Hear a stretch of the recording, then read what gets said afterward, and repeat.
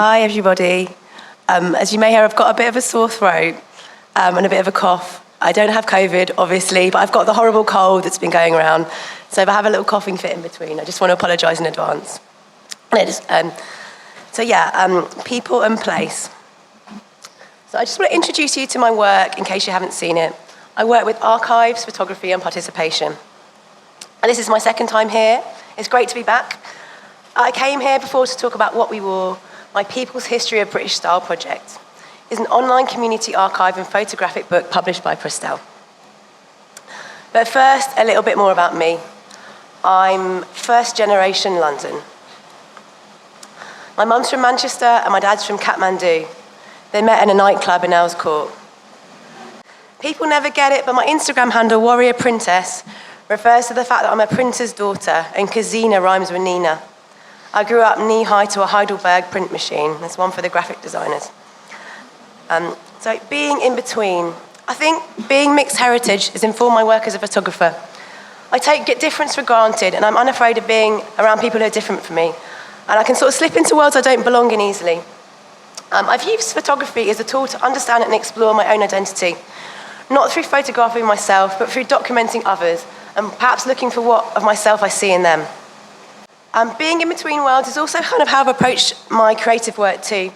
So before focusing on being a photographer, I spent 10 years working in publishing projects and community arts projects, really working across lots of different mediums. This is a collaborative zine I printed, that I made when I was 21, which my dad printed. So I've been embedded and connected to the communities I've documented, not quite inside them, but hovering in the middle.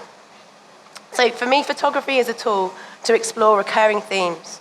So I guess the power of style as a cultural and political tool for empowerment, particularly for young people negotiating diasporic identity, and more broadly, the relationship between people and place.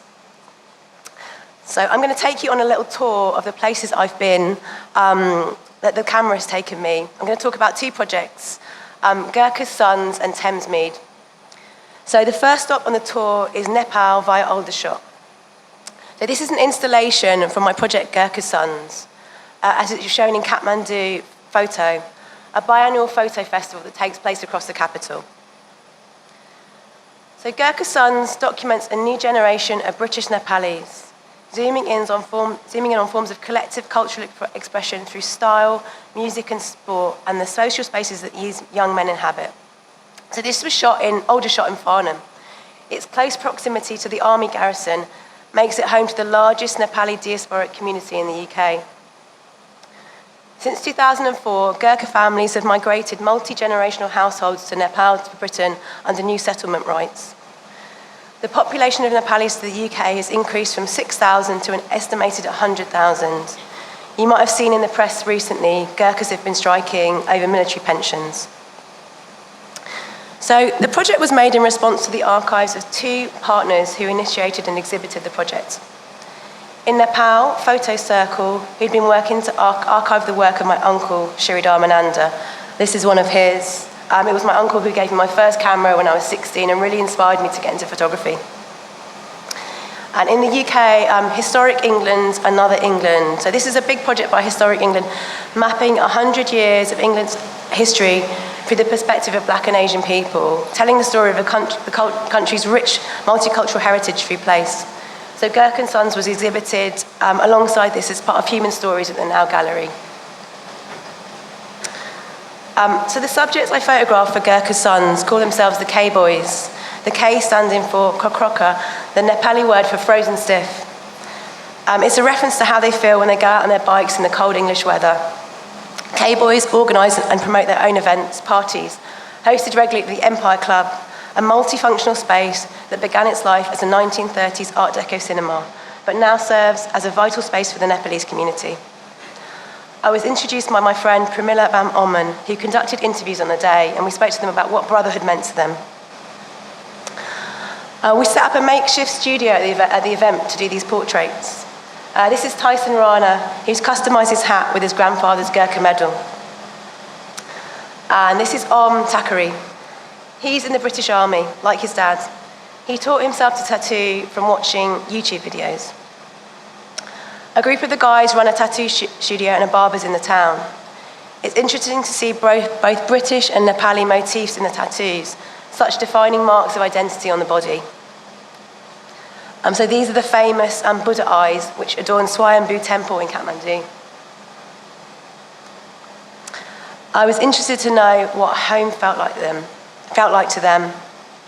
So in the words of musician Gole on the right, I consider myself both Nepali and British, Nepali born and British bred. My music is hip-hop, trap, Nepali folk, 90s bashment, rhythms and rap.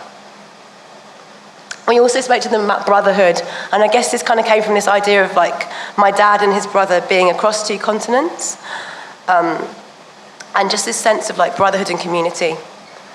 So this is a quote about brotherhood. Brotherhoods are just like those who are just like family, even if they aren't related by blood. It's almost like blood because they know how you feel and what you've been through. In the army, since day one, you learn about brotherhood. And so this is an image from the temple that was on the top floor of the building. I thought it was quite poignant with the £5 note in amongst all the temple stuff. And this is an image of some of the boys playing carom, which is like a popular South Asian sport. So yeah, I was really interested in the kind of details of the place and, again, the relationship between people and place and how some things from Nepal had sort of been supplanted onto the British landscape. So a lot of these questions about belonging have come from quite a personal place, but they're explored through other people and with photography as a social tool, as a way of connecting with others. So the camera can take you to far-flung places. It can take you on a who do you think you are type expedition. It can get you into parties, get you to meet celebrities, or it can just get you into your neighbour's back garden without it being weird. It's a license to be nosy, or curious is a better word.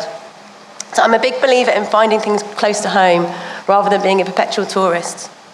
Sometimes all you need is one of these, soon-to-be travel relics.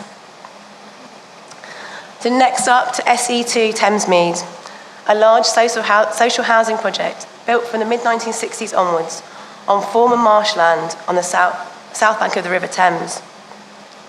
You might know it through the lens of Stanley Kubrick in Clockwork Orange or in Misfits. It's notorious for its iconic brutalist land architecture and is currently undergoing major redevelopment. So I got this project, I was commissioned by Peabody Housing to do some portraits of the residents, and it was a time when, yeah, as I said, it was going major redevelopment. And they really wanted to capture the place before it underwent a large change.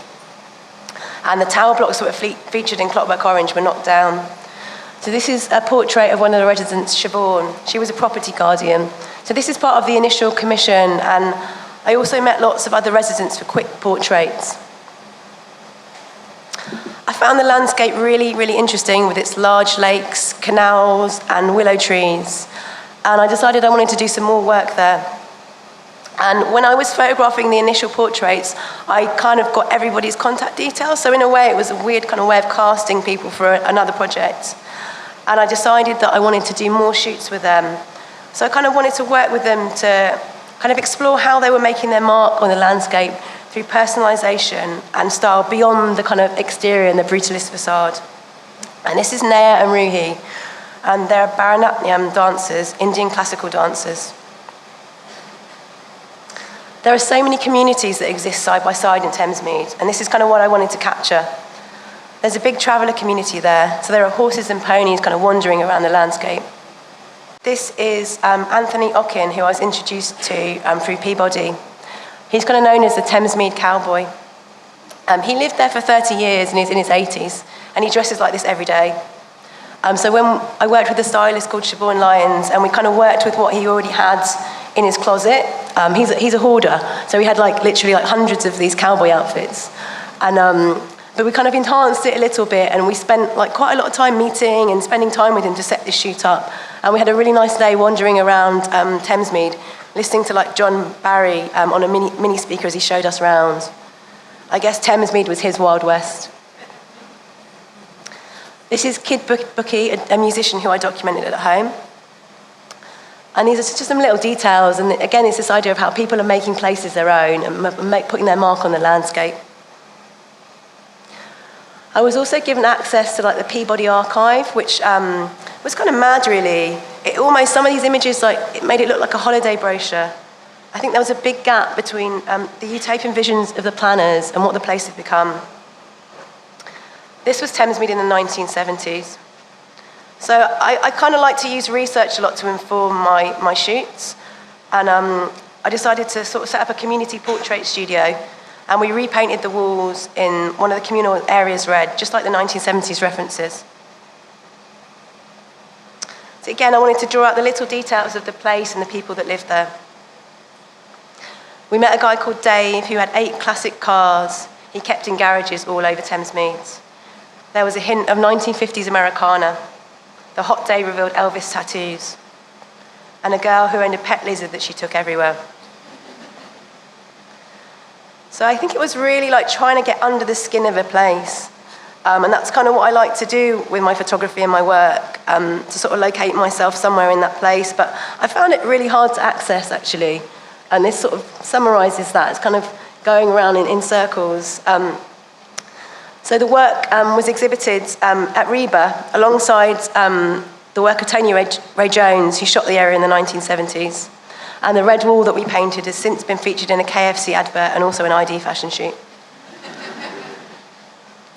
So I used to love roaming the street with my camera, but the last 2 years, since having a bit of time off to have a baby and global lockdown, I haven't had as much of an opportunity. Before you have a kid, you imagine you'll be swanning around the city like Vivian Maier, but I'm not quite there yet. But I guess you can travel the world through other people's photos too. It's harder to be free with a buggy in tow. Here's Bobby Gillespie looking cool with one. And here is Junko Tabai, the first woman to climb Everest.